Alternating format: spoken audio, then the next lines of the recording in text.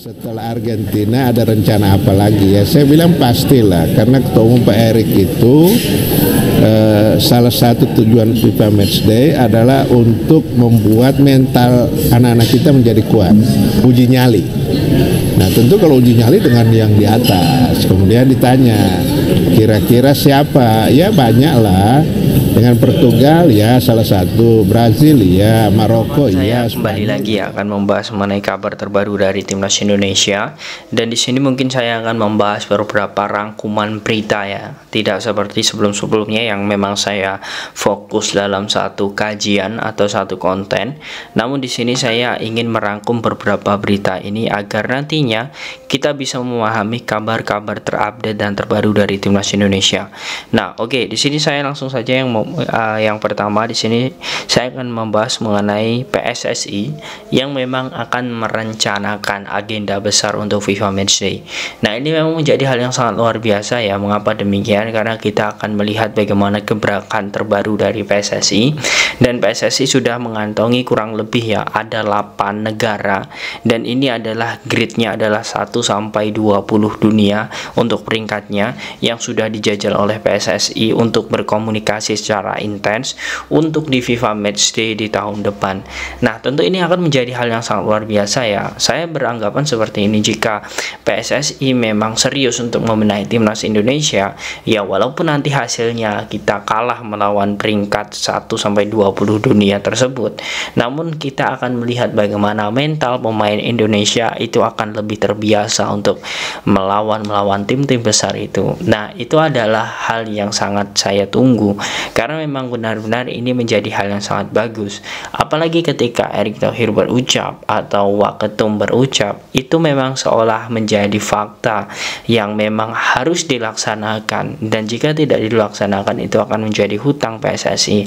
Terbaru di sini saya melihat bahwa Waketum PSSI ya, Bapak Zainuddin Amali, ini pun dia mengatakan teman-teman bahwa sudah melakukan pembicaraan intens dengan Portugal untuk FIFA Matchday 2 tahun yang akan datang, dan juga dipercepat di tahun depan. Nah, artinya memang awalnya memang rencana atau jadwal dari Portugal ini sangat padat untuk di 1 sampai 2 tahun ke depan, dan PSSI merencanakannya jika tidak bisa untuk tahun depan, di 2 tahun selanjutnya PSSI ingin untuk mendatangkan Portugal.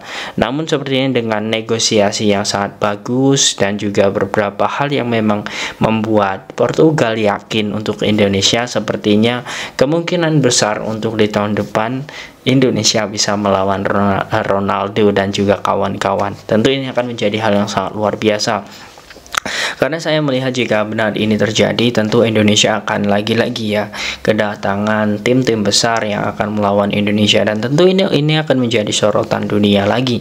Kita ketahui sosok Elkan Bagot, kemudian Pratama Arhan, Asnawi, Mangku Alam yang awalnya hanya pemain-pemain biasa, pemain Indonesia yang kita tahu memang familiar di Indonesia tetapi tidak dikenal oleh orang-orang luar, saat ini sangat familiar, dan bahkan pemain-pemain dunia seperti Alessandro Garnacho dan juga beberapa pemain-pemain Argentina pun sangat respect kepada Indonesia, dan ini menjadi hal yang sangat luar biasa. Mengapa demikian? Karena Indonesia itu sudah tidak bisa diremehkan lagi di level dunia. Ini menurut saya, karena apa? Seorang ya Scaloni saja, pelatih Argentina, dan juga beberapa pemain Argentina itu pun sangat respect kepada Sintayong, pelatih timnas Indonesia. Bahkan ya kita ketahui Rodrigo De Paul ya, pemain Argentina pun sampai menyalami sosok Sintayong ini karena sangat respect. Nah, artinya memang Indonesia ini sudah tidak dianggap ecek-ecek oleh tim-tim luar yang memang memiliki grade 1 sampai 20 peringkat FIFA.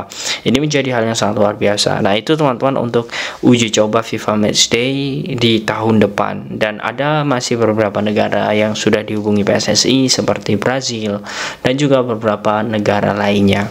Nah, kemudian yang selanjutnya teman-teman, di sini untuk bulan depan PSSI pun juga akan mengumumkan dirtek baru. Nah, ini saya melihat atau mendengar bocoran ini, saya melihatnya karena memang Indonesia saat ini sedang membutuhkan dirtek secepatnya.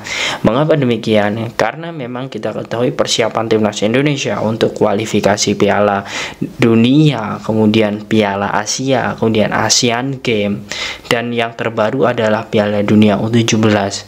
Artinya dari bulan Juli sampai nanti bulan 3 Maret 2024 Indonesia sangat padat sekali jadwalnya, dan ini adalah hal yang harus diseriusi oleh PSSI untuk segera mendatangkan dirtek, dan dirtek ini menurut saya akan menjadi jawaban bagaimana pengelolaan sepak bola nasional akan lebih baik.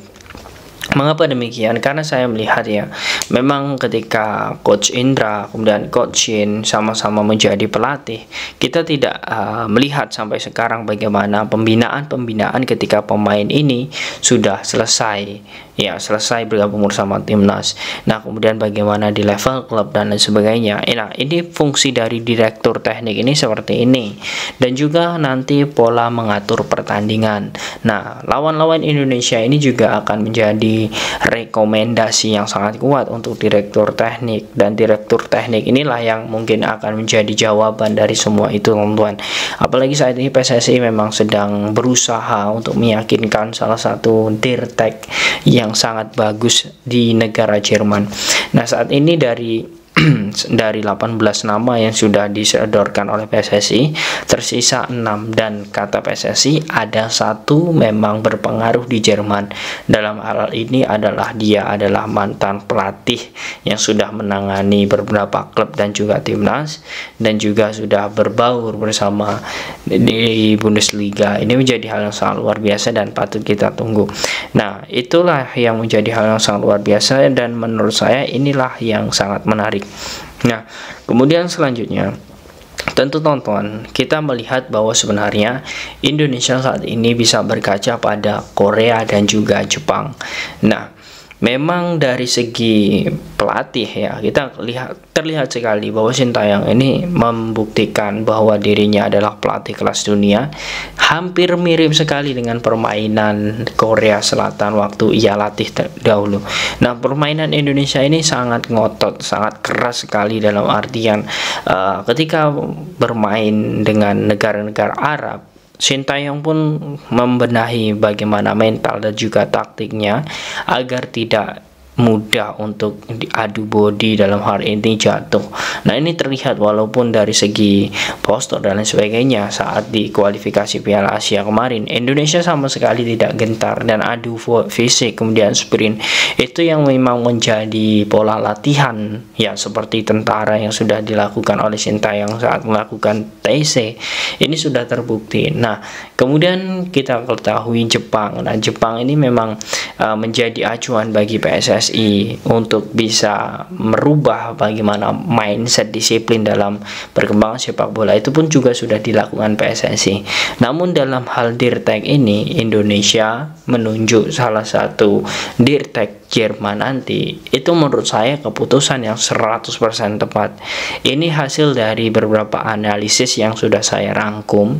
Ternyata teman-teman, Jepang dan juga Korea itu adalah dua negara yang mengacu atau mencari referensi di Jerman untuk pengembangan usia dini, tata kelola sepak bola. Kemudian ada beberapa hal lain yang sudah dilakukan atau diadopsi oleh dua negara Asia ini. Dan ternyata benar saja teman-teman, bahwa dengan mengambil referensi dari Jerman ya, dengan mengirimkan contoh saja pemain-pemain Korea dikirimkan banyak sekali di Liga Jerman, maka dari itu kita sekarang sudah tidak asing lagi atau sudah familiar bahwa banyak sekali pemain-pemain Korea yang memang bermain di Bundesliga. Kemudian juga pemain-pemain Jepang. Nah, ini akan menjadi terobosan baru bagi PSSI karena PSSI langsung berkoordinasi dan bekerja sama dengan di akar sepak bola. Ya, walaupun sebenarnya ada Spanyol, Inggris dan juga Italia, namun kita juga harus melihat kultur sepak bola Asia.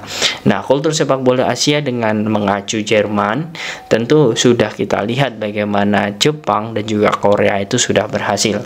Nah, ini menjadi hal yang sangat luar biasa menurut saya karena Sintayong dan juga PSSI sudah bekerja sama dengan baik, dan juga kita akan melihat bagaimana direktur teknik nanti.